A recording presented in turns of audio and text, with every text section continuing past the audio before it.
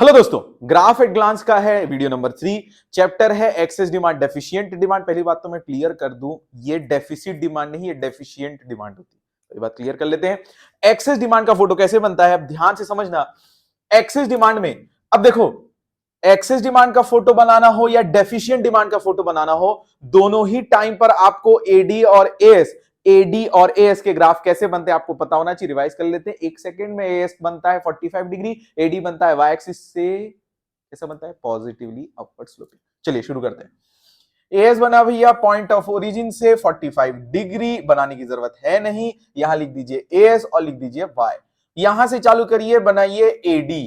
ठीक है, ये हुआ भैया अपना एडी, जहां पर अभी कंट्री इक्विलिब्रियम लेवल पर है, इक्विलिब्रियम लेवल पर है। अब मैं बात करता हूं, दैट इज ये फुल एम्प्लॉयमेंट पे भी बोल सकते हैं, इसको इक्विलिब्रियम लेवल पे भी बोल सकते हैं, या आप इसे फुल एम्प्लॉयमेंट पर इक्विलिब्रियम बोल सकते हैं।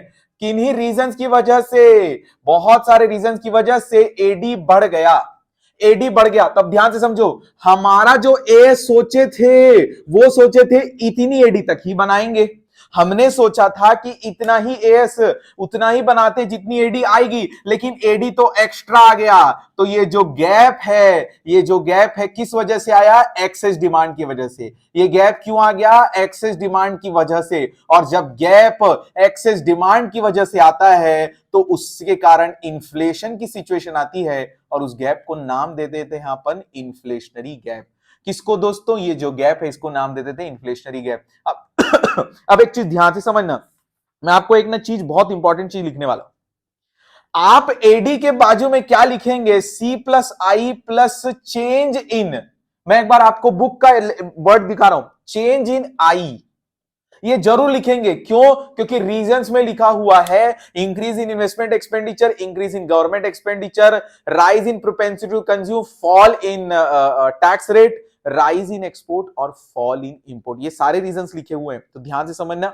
इनकम आउटपुट एम्प्लॉयमेंट लिखेंगे, ये जो गैप है इसको शो करेंगे इन्फ्लेशनरी गैप से। एएसएडी आपको आना चाहिए। It refers to a situation where AD is greater than AS at full employment level, at full employment level.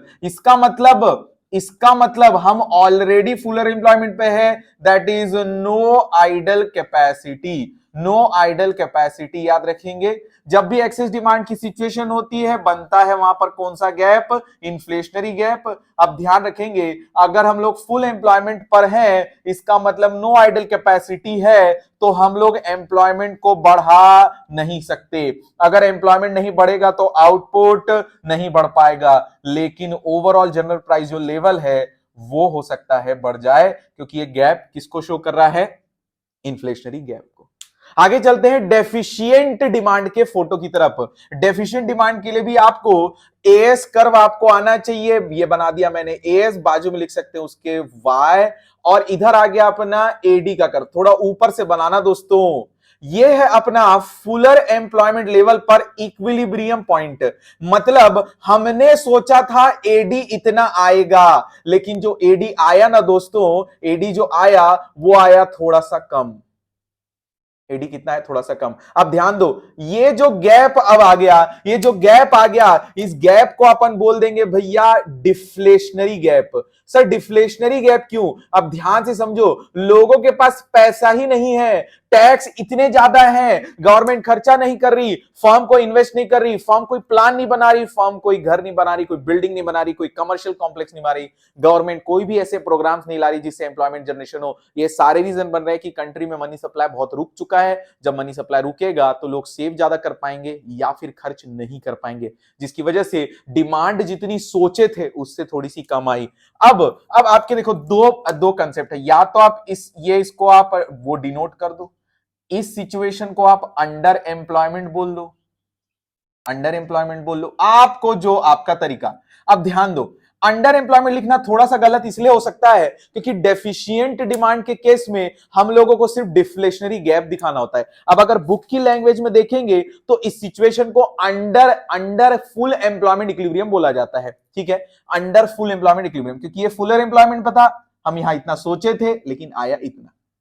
अब इसके अगर मीनिंग लिखेंगे तो AD is less than AS, कहां पर दोस्तों, एट फुल एम्प्लॉयमेंट लेवल, ये याद रखना है आपको, फुल एम्प्लॉयमेंट लेवल, ये बहुत इंपॉर्टेंट लाइन है, फुल एम्प्लॉयमेंट लेवल।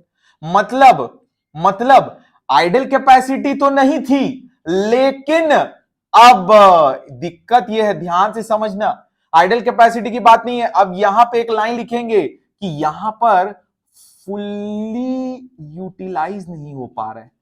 क्या यूटिलाइज नहीं हो पा रहा है दोस्तों?